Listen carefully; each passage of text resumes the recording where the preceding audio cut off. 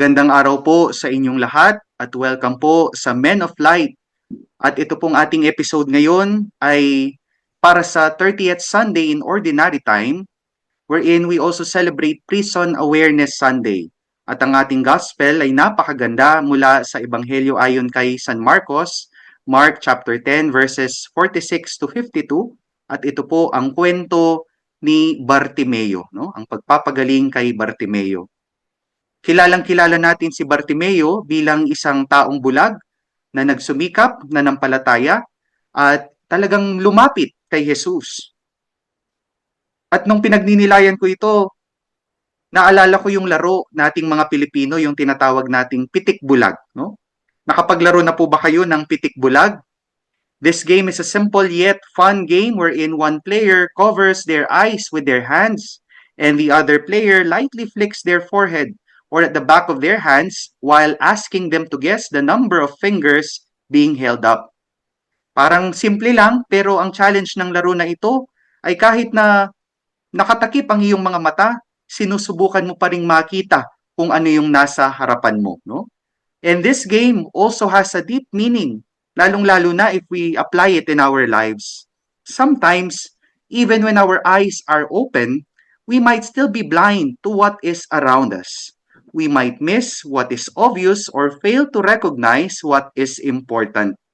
At sa ating ebanghelyo, this 30th Sunday in Ordinary Time, we also encounter a similar situation. No? Si Bartimeo, bulag na pinagaling ni Jesus. Pero hindi lamang siya yung bulag. Kung titignan natin, makikita din natin na mayroon iba't ibang uri ng pagkabulag na ating ding makikita sa ating mga pagbasa. No? Una, we will be discussing the three kinds of blindness. Una, yung tinatawag nating physical blindness. No? Ito, alam natin na mahirap ang bulag. No? Mahirap, hindi madali ang paging isang bulag. Physical blindness is the absence of physical sight. At ito po yung karanasan mismo ni Bartimeo. Pero sa kabila nito, hindi ito naging hadlang sa kanyang pananampalataya. Ikalawa, ating din titignan ang tinatawag natin moral blindness. Si Bartimeo, bulag, pero meron pang mga ibang mga tauhan sa ating ebanghelyo na mayroon nitong ikalawang uri ng pagkabulag. Moral blindness is a failure to see our responsibility towards others, especially those who are in need. And lastly, yung tinatawag nating spiritual blindness. Spiritual blindness occurs when we lose faith and our relationship with God grows weak. Siguro dahil sa iba't ibang mga karanasan natin at mga iba't ibang mga pagkakasala natin na nagagawa natin sa ating buhay. And for us to really reflect on this gospel, sisimulan po natin ito sa pagbasa sa ating mabuting balita na ipapahayag sa atin ni Judge Jovay Mercado. At ang ating ebanghelyo ay mula sa Saint Mark, from the Gospel of Saint Mark, chapter 10, verses 46 to 52. Pakinggan po natin.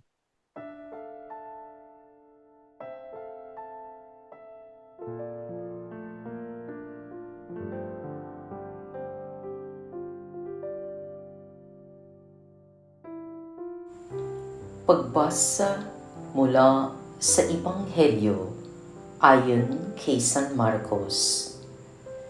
Noong panahong iyon, dumating si Jesus sa Jerico. May naraanan silang isang bulag na nakaupo sa tabi ng daan at namamalimos. Siya'y si Bartimeo, anak ni Timeo.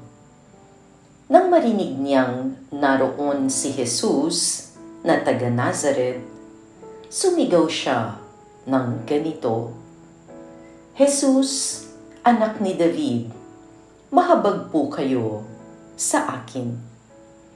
Pinagsabihan siya ng mga tao at pinatatahimik, ngunit lalo pa siyang nagsisigaw. Anak ni David, mahabag po kayo sa akin. Tumigil si Jesus at kanyang sinabi, tawagin ninyo siya. At tinawag nga nila ang bulag. Lakasan mo ang iyong loob, sabi nila. Tumindig ka. Ipinatatawag kanya. Iniwaksi niya ang kaniyang balabal. Paluksong tumayo at lumapit kay Jesus.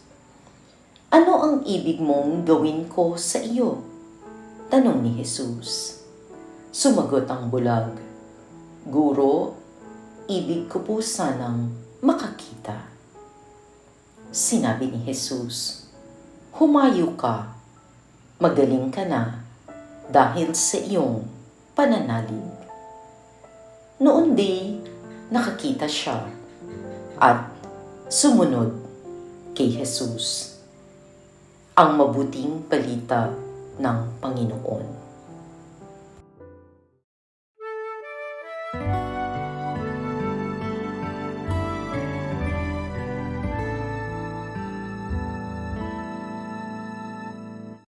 At tayo po'y nagbabalik sa ating episode dito sa Men of Light for the 30th Sunday in Ordinary Time, also the Prison Awareness Sunday. At ang ating pinagninilayang ebanghelyo ay ang ebanghelyo ayon kay San Marcos, chapter 10, verses 46 to 52. At ang ating reflection ngayon ay pinamagatang Pitik Bulag. At ito po ang inyong host ngayon, si Father Justin Gatus mula sa Social Action Center of Pampanga. Ito po si Father Deo Gala, reflecting with you dito po sa St. Joseph Chapel dito po sa Clark. Jovay Rosario Mercado po, nasa Guagua, Pampanga po ako. At syempre po kasama rin po natin ang ating magiting na direktor, si Father John Bartolome, no? At magsimula na tayo sa ating unang uri ng pagkabulag, no? At ito yung tinatawag nating physical blindness, no? Ito po yung nasan ni Bartimeo, no? Talagang bulag siya physically, the absence of physical sight, no? And we know that blindness is a great challenge. Kahit na hindi tayo bulag, I bet we all know na talagang mahirap maging bulag. Other conditions like being deaf-mute or paralyzed have ways to manage or communicate. Pero blindness feels limiting in a unique way. Pero makikita natin sa ebanghelyo, no, na si Bartimeo kahit na bulag, he used his other senses, his hearing and his voice to call out to Jesus. Ito yung sinasabi ko na siya yung bulag pero may clear vision. His blindness did not stop him from having a clear vision of what he wanted to see and to be healed. Yeah. Father Justin, ang ganda itong outline mo na, thank you. Kahit sa mga bulag, di ba, parang nakakapagtaka in the absence of physical blindness, may complementing senses na nadidevelop. Yan, yung sense of hearing. Narinig niya dumarating si Jesus. Minsan makita mong bulag, ang galing mag-gitara. Other hindi naman talent na tinatabi na, pero parang dahil wala yung kanilang yung may kakulangan sa pag nakikita nila, there's that capacity to adapt to their situation of blindness. Siguro ganyan din sa buhay natin, more than being blind, kung minsan meron tayong handicap, tawag yan, kakulangan.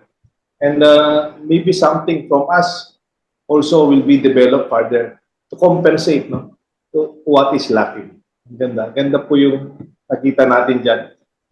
Nabulag siya pero narinig niya yung pagdating ni Jesus. And he was aware of that. Amang Deo, nabanggit ninyo yung nag-a-adopt yung tao no, kung may handicap siya. Nung minsan po nagulat ako, may nakita po akong isang bulag. Tapos sabi niya dun sa kausap niya, I want to see your face. So parang nagulat ako. So sabi niya, come closer, sabi niya. Tapos ito naman, he used his sense of touch, no? He touched the face and sabi niya, from touching your face, I can see you. So parang ang tao no? Ang galing mag-adapt, tapos ang Panginoon, ang dami niyang binibigay na blessing at grasya sa isang taong may kakulangan kasi nakaka-adapt siya sa ganitong pagkakataon. Yung pong tiyahin ko, kapatid po ng mother ko, nakasama namin din sa bahay na talagang siya yung tinuring namin na second mother na, no? Yung kabila niyang mata, bulag, yung kabila niyang mata, yung talagang sobrang labo na yung kanyang paningin. Pero alam niyo po, sa tuwing nagba-brownout po nun sa amin, lalong-lalo na nung bata kami, so kaming lahat nagpapanik, oh, nasan na yung kandila, oh, nasan na yung ilaw? Pero siya, talagang tuloy-tuloy lang, siya pa yung unang makakakita, siya pa yung unang gagawa ng paraan para magkailaw kami, no? Talagang makikita natin na yung Panginoon hindi niya pinapabayaan at bibigyan niya ng pamamaraan para mag-adapt, no?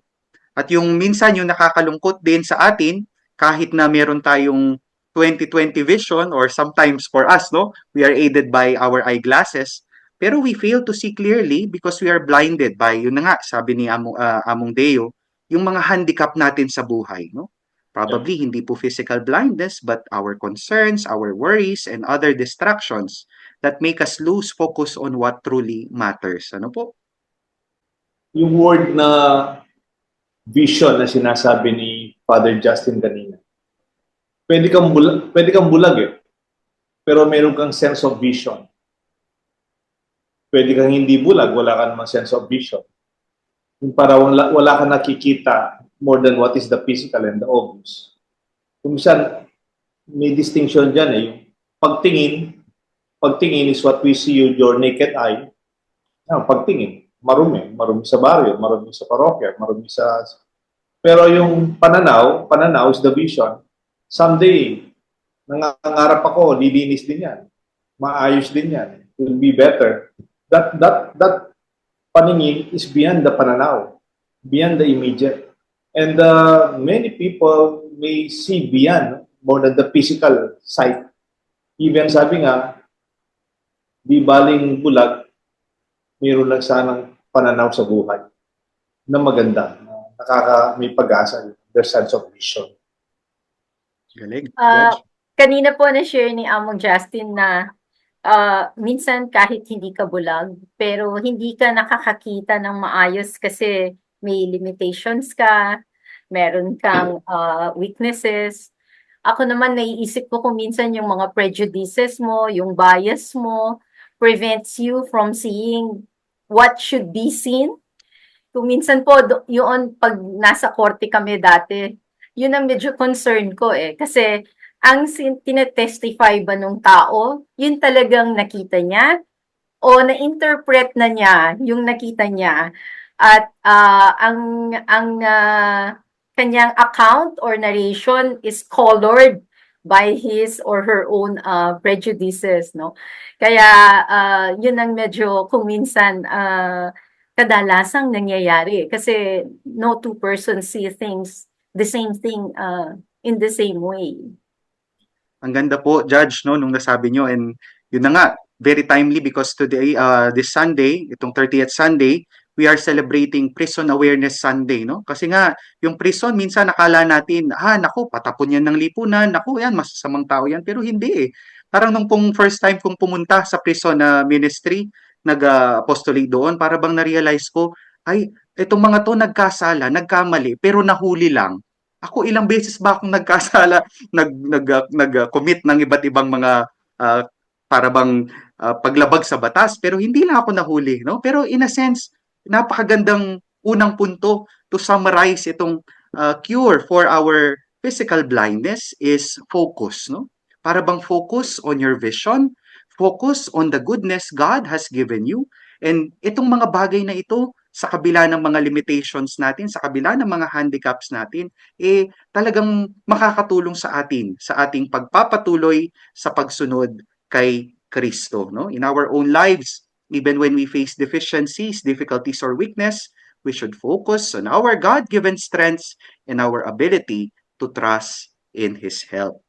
At sa susunod po natin na pagbabalik ay atin naman titignan yung ikalawang uri ng pagkabulag. Kung meron tayong physical blindness, Yung susunod naman ay ang moral blindness. Magbabalik po ang Men of Light.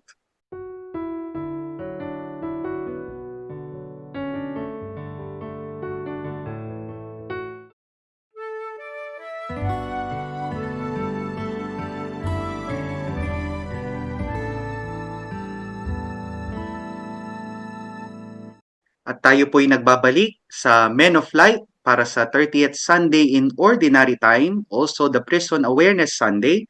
And we are reflecting on the Gospel according to St. Mark, chapter 10, verses 46 to 52, na ang ating refleksyon ay pinamagatang Pitik Bulag. Kasama niyo pa rin po ang inyong mga lingkod, Father Justin Gatus, Father Deo, and Judge Jovay. At ngayon po, magpunta na tayo sa ikalawang punto. So kung kanina, very obvious na si Bartimeo ay merong physical blindness. Hindi siya makakita physically, pero meron pang ikalawang uri ng blindness na makikita sa ating ebanghelyo. Ito po yung tinatawag nating moral blindness, no? Kung mapapansin natin yung mga kasama, yung mga nasa paligid ni Bartimeo, ito po yung mga tao who tried to silence Bartimaeus. They rebuke him, telling him to be quiet, no? Para bang, oh, istorbo lang yan, no? Huwag kang magulo, may dumadaan, no? Para bang ganun. Ito po ay nagpapakita ng moral blindness. Moral blindness is a failure to see our responsibility towards others, especially those who are in need. Yung si Bartimaeus, parang the irony of this is it took a blind man to lead the disciples to see that the divine, the Savior is in their needs. Parang, kasi yung expression na, Jesus, Son of David. Hindi naman yan sinabing, Jesus of Nazareth, or Jesus, Son of a Carpenter, or Jesus, Son of Mary. Sabi niya, Son of David. That, when you are called Son of David, you are the promised Messiah. You are the Son of David who will be the Savior of Israel, the coming Savior.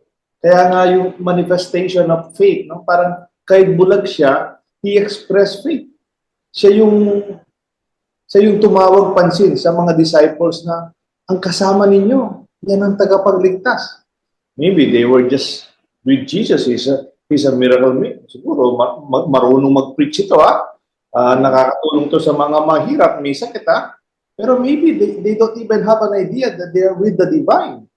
And it took a blind man, parang the irony, it took a blind man for them to open their eyes that they are with the Savior, the Son of David. Napakaganda po nung sinabi nyo, Among Deo, kasi para bang kasama na sila pero hindi pa sila yung nauuna. Di po ba? Ako naman po naisip ko dito, when you fail to see your responsibility towards others, parang may nakikita ako sa social media na tinetest nila yung reaction ng mga tao. Like for example, there's a blind person crossing the street or a lame going down the stairs, tapos nahulog yung kanilang mga sticks, no? Tapos makikita mo na hindi naman lahat tutulong. Para bang, sandali, kung ako bang nalagay sa sitwasyon na yon, anong gagawin ko? Nagmamadali ako, pupunta ako sa trabaho, malilate na ako. Tutulungan ko ba? Naalala ko tuloy po yung Good Samaritan, lahat dumaan kasi may kanya-kanya silang gagawin, pero merong isang Samaritanong tumigil. So, parang dun sa mga pinapakita nila, meron at meron isang magi-step up. Yan ang po nung minsan nakita ko.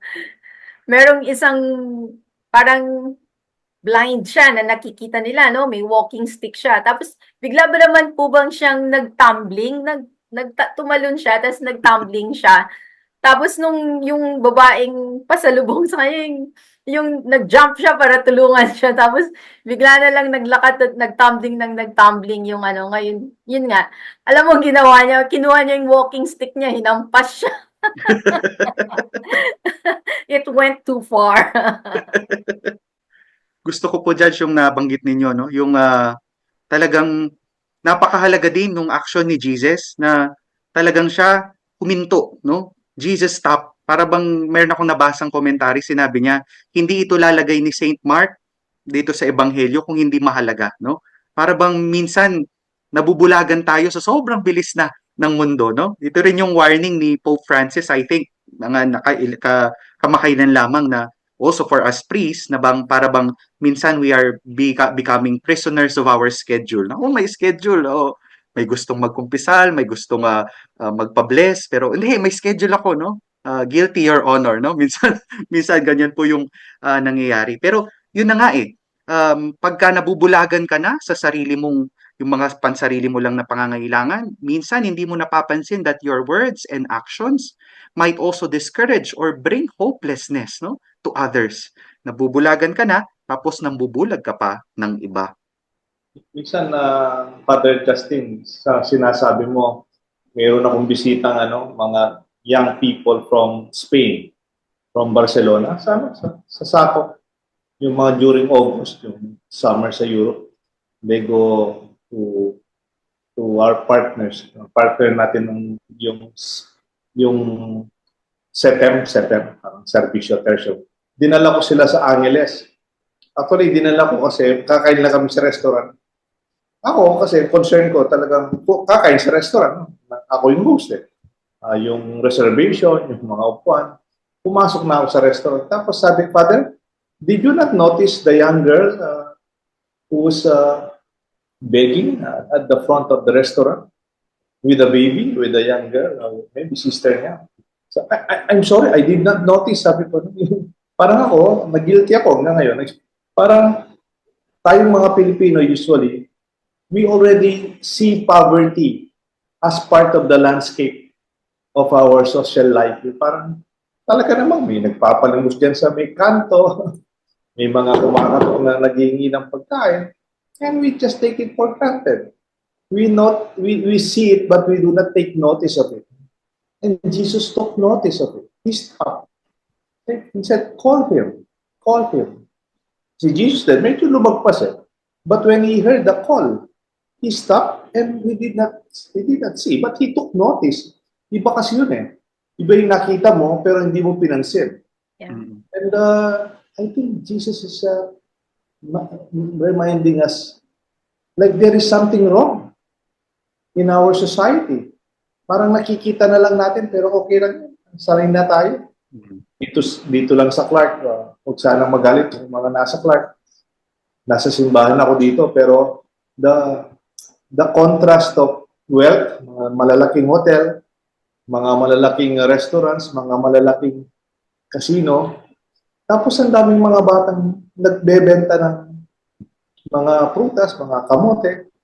Parang yung pagbebenta nila, it's almost like begging na eh. Ang tinatanong ko lang, kanino nanggagaling itong mga batang to? Ba't sila yung nagtitinda ng prutas? Nasaan yung matatanda? Sino yung nagpipinansa sa kanila? Kanino pupunta talaga yung income? Parang I'm beginning to ask these questions. And parang minsan, we're busy, sabi nga ni Father Justin, we have an next schedule, we go to the next one, we just take it for granted. Kabulagan din to, di ba, Father Justin? Naiisip ko po, lahat ng bagay na ito, lalo na dito sa setting natin, parang nangyayari kasi desynthesize tayo, jaded tayo, parang dahil imbes ba na tumulong ka, naku, kasama yan ng sindikato, din-drop off yan dyan kanina eh.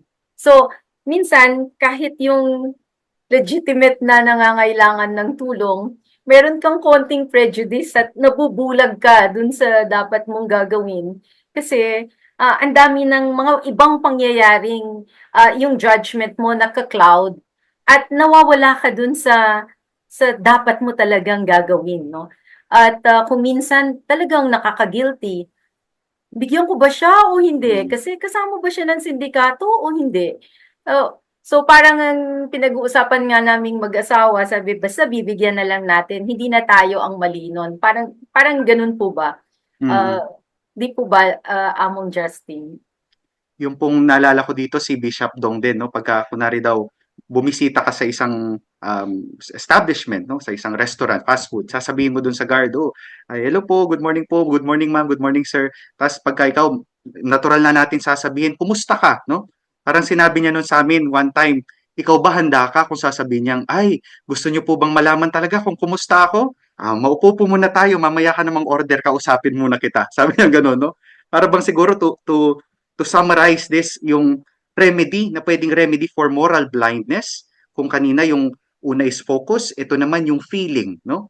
Para bang sana magkaroon tayo ng panahon to stop and to feel our hearts, to feel our humanity so that we can also feel others, no? Ito yung paalala ng second reading na ang ating Panginoon, as a high priest, deals patiently with the ignorant and the erring because he understands our struggles and weaknesses, no? The feeling of empathy and compassion are the key to curing moral blindness, allowing us to see others as Jesus sees them and respond with a heart full of mercy. Magbabalik po ang Men of Light para sa ating ikatlong punto, ang tinatawag nating spiritual blindness.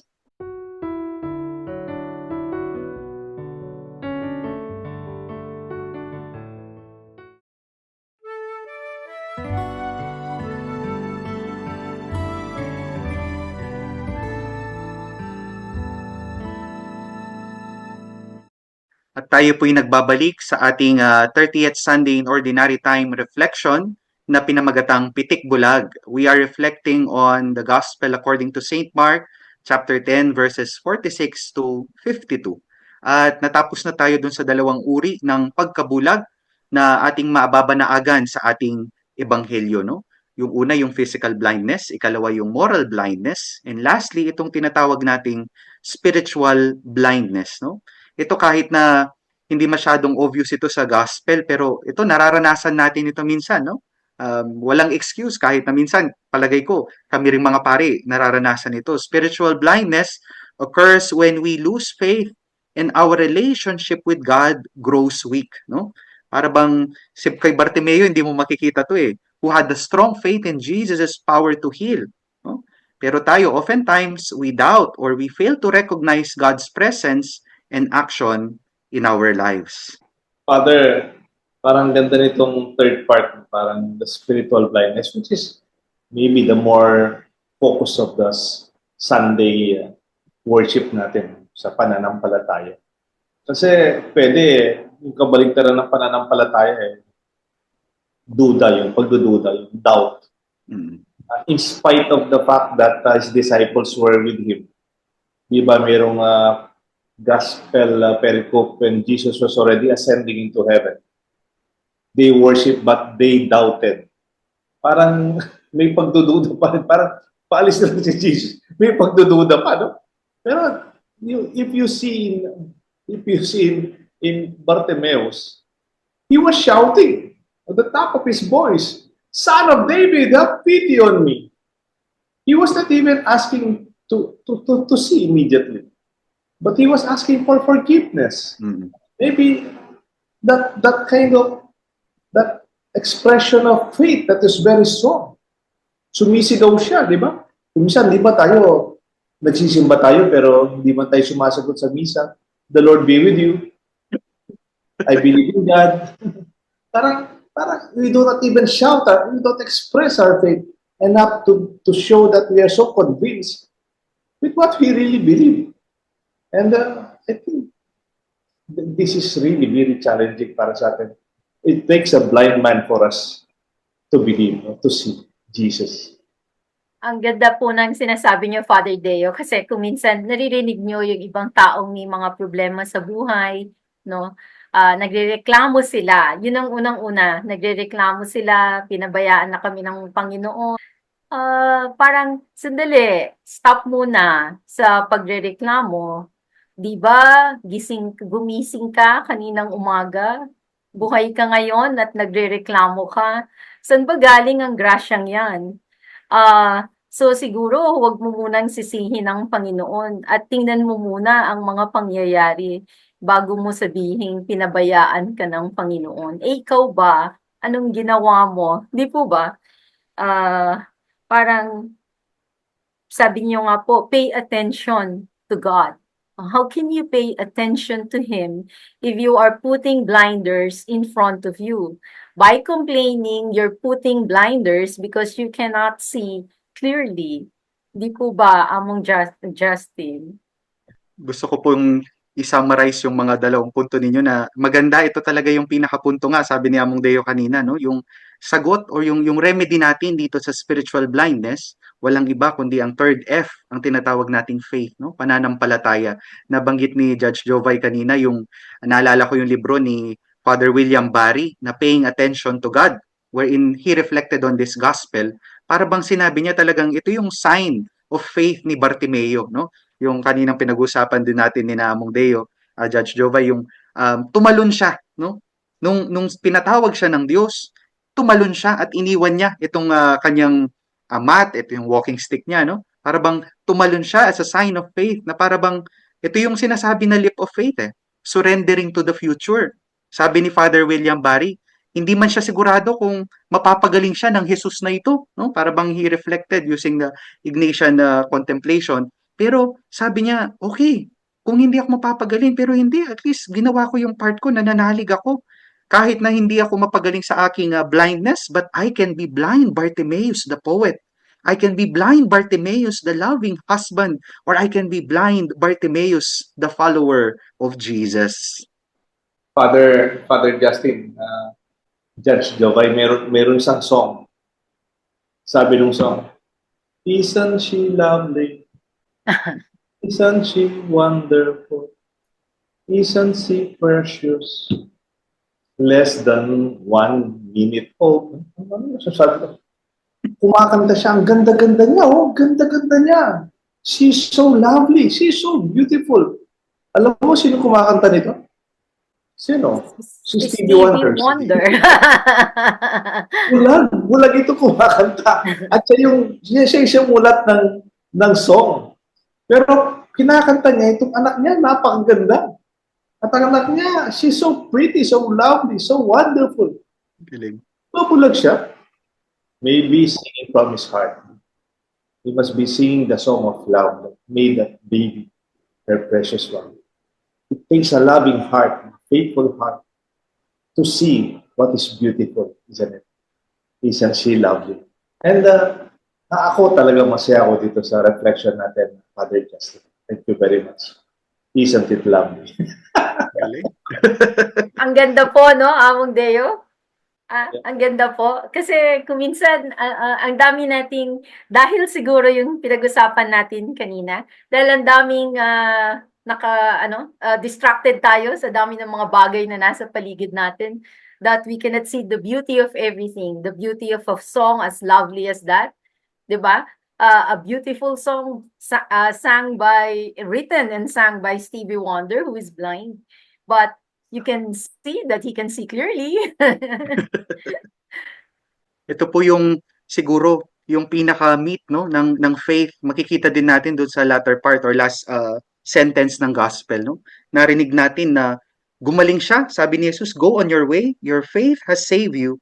Immediately he received his sight and followed him on the way, no? Para bang ito yung response niya na nung gumaling siya, nakita niya, ito, sumunod siya.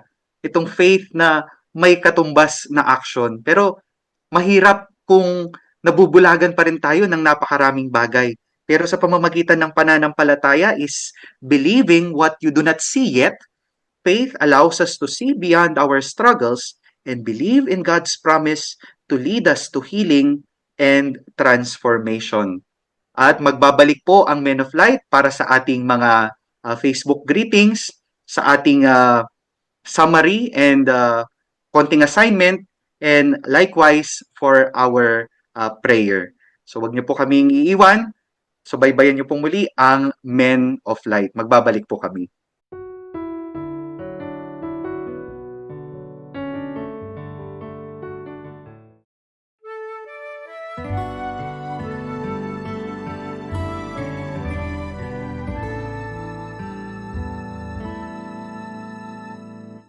At tayo po'y nagbabalik sa Men of Light.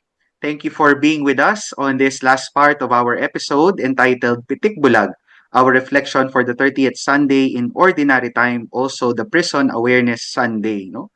At dito sa huling bahagi natin, ating babasahin at babatiin ang mga nag-comment sa ating YouTube and Facebook pages.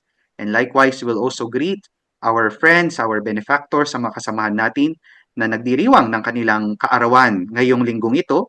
At with a short summary and assignment and a prayer and blessing to be led by Among Deo. Sige po, Judge, basahin na po natin at batiin ang ating mga subscribers at manonood. Salamat po, Among Justin. Alam nyo, ang saya po sa daylight eh. Kasi mag-post ka po ng reflection for the daily gospel. Ang dami po ng mga magsusulat din ng mga reflection nila, experiences, comments dun sa reflection. Kaya napaka-alive po ng talakayan natin sa Facebook, no? Hindi po tumitigil at very masipag pong mag-comment sina Tita Elizabeth Coraming, sina Tita Dora Lopez, sina George Magtibay, Irene Malonzo, Clarita Manabat, Malu Serrano, Maria Lydia Gomez, Luz Viminda Pelayo, Marilon Lim, Luwalhati Cristobal Tomaning, at ang ating mismong mga daylight na nagre-reflect, no? Sumasama po sila at lalo pong nagiging rich yung reflection sa daily gospel. Napakaganda po ng sinabi dito ni Tita Elizabeth Coraming, para pong na-anticipate niya yung focus natin for today. Sabi po niya, listening to the voice of God grants us focus of what is essential in life. Sabi naman po ni Tita Bel Katigbak, Lord, grant me the grace to focus on you and listen to your voice so that I can truly serve you. Parang nabasa po nila at nakita nila in advance ang ating reflection ngayong araw na ito. Nagpapasalamat din po kami sa mga YouTube comments. Maraming salamat po. Marami po tayong mga kasamahan galing sa ibang bansa na nakikinig po sa Men of Light. Mag-iingat po kayo kung nasaan man po kayo at God bless you all. Thank you po, Judge. At syempre babatiin din natin ang ating mga kasamahan, ang mga kaparian at ang ating mga kasama dito sa Men of Light with our friends and our benefactors na nagdiriwang ng kanilang birthdays ngayong October 27 hanggang November 2, no? Itong period na ito. Syempre unang-una dyan ay ang ating econom, si Father Norman Arce, na birthday niya sa October 27. Gayun din, birthday din sa October 27 ni Nabel Galang, ni Doti Lacson, and Chona Pamintuan. Sa October 28 naman, ang may birthday ay si Anthony Lindon Dizon, kasamahan natin dito sa Sakop.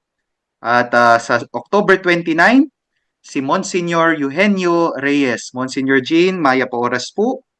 Sa October 30 naman, birthdays ni Rina Deirit at ni Terry Carlos.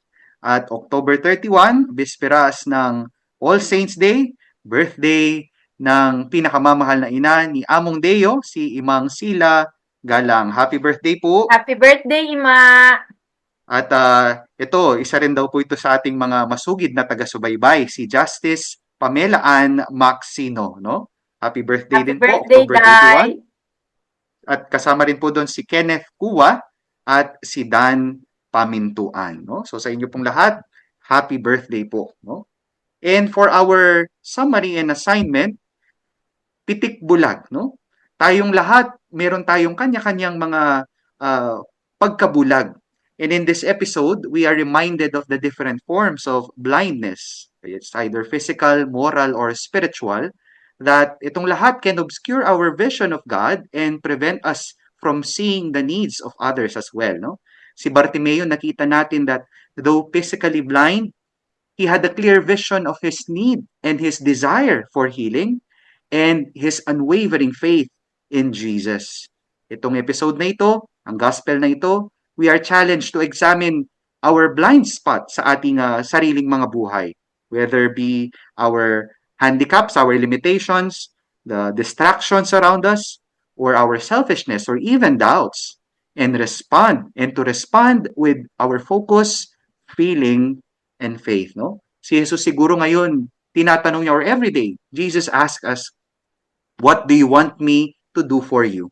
Sana ang lagi nating tugon, ang lagi nating hingin na grasya sa Kanya, Master, Jesus, we want to see. No? At para sa ating assignment ngayon, siguro ngayong linggo, magandang tignan natin kung anong bahagi ng ating buhay present yung ating pagkabulag. No? At sa pagkabulag natin na ito, meron at meron pwedeng gawin para malagpasan ito, no? Probably, dahil sa ating busy schedule, masyado na tayong nakatutok sa ating trabaho at hindi na natin nakikita yung pangangailangan ng ating sarili or even in our families. Naku, kumusta ko pa ba yung aking mga anak, yung aking mga magulang, o kung yung asawa ninyo, no? Or yung mga katrabaho. Baka sa social action din, no? Nakakumusta ko pa ba siya o baka nakakulong na lang ako sa aking sariling schedule. Or even itong mga sa daan pagka nagbabiyahe tayo, magandang tignan, marunong pa ba akong mag-pause to see and to feel others, no? At para po to cap up our reflection in our episode for today, manalangin tayo at ang ating panalangin at ang pagbabasbas ay pamumunuan ni Among Deo. Let us put our attention and sight into the presence of the Lord in our midst as we pray in the name of the Father, of the Son, and of the Holy Spirit. Lord, through Bartimaeus, we see. Lord Jesus, pardon us as we are absorbed by ourselves, that we are blinded by the need of the others. We do not see their poverty and need. The bright lights of fame and the lusters of gold that shine to attract our attention. We forget the unnoticed, needy, and those who are languishing in the dim and silent corners of our society. We are entertained by the shining glamour of lights and the attractions of fame. Like the disciples of Jesus, like the followers, we are distracted by the bigger stories, miracles that we are anticipating. But we did not even notice Bartimaeus, the blind man, the son of Timaeus, who was begging along the way. But we did not see his need as we encountered him along the roadside. It was the blind Bartimaeus who proclaimed his faith in Jesus, the Son of David, the Christ, the long-awaited Savior. He pleaded for mercy even before he sought healing from his physical blindness. As we follow the dazzling trail of success and its attractive promises, we ignored the cry of the poor. Do we see what is proper and what is right? Is our moral compass clear in our minds?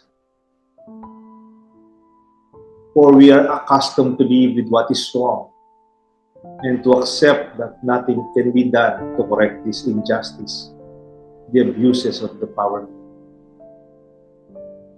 We even rebuke and silence those who shout out to call our attention to the obvious wrong. Let the light of faith guide us, O Lord. If with the eyes that we have,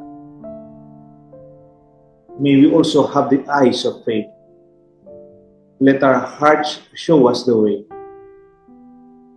We have lost our sense of vision for a better tomorrow. Lord, heal our own inability to see the obvious inequality. As we also choose to turn our eyes away from the reality of corruption, profiteering. It was the blind man who led us to see Jesus, the Son of David. It was the faith of the blind man that opened our eyes that we are in the midst of the divine, and Jesus was with us. We even tried to suppress the blind man's expression of faith. Forgive us, O Lord. Have mercy on us. For it was the shouting of the blind Bartimaeus who made us see that Jesus is in our company. Lord, forgive us our doubts and our lack of faith, our own blindness. Pardon us when we are blinded by our own personal concerns and the lure of wealth of the world. Lord, we thank you. We thank you for Bartimaeus who helped us to see. We ask this through Christ our Lord. Amen. The Lord be with you. And with your spirit. May Almighty God bless and keep you, the Father, the Son, and the Holy Spirit. Amen. Amen. Thank you po, Among Deo, Judge Jovay. Ang ganda po ng prayer, no? Na-summarize po yung ating point na talagang ang daming pinakita sa atin ngayon ng Panginoon. And sa inyo pong lahat na patuloy na tumatangkilik at sumusuporta sa Men of Light, thank you for staying and reflecting with us today in our episode. At dito po nagtatapos ang ating episode na pinamagatang Pitik Bulag. Ito po si Father Justin Gatos ng Social Action Center of Pampanga. Ipagdasal po natin ang isa't isa. Maraming salamat, Father Justin. Napaganda ng outline mo. And really a very promising writer and host for our men. We are very grateful. It was a flowing discussion. Ito po si Father Deo Gala. Hope to see you on Sunday para sa mga misa natin at ating family day na pagsimba. Jovay Rosario Mercado po, magsimba po tayo.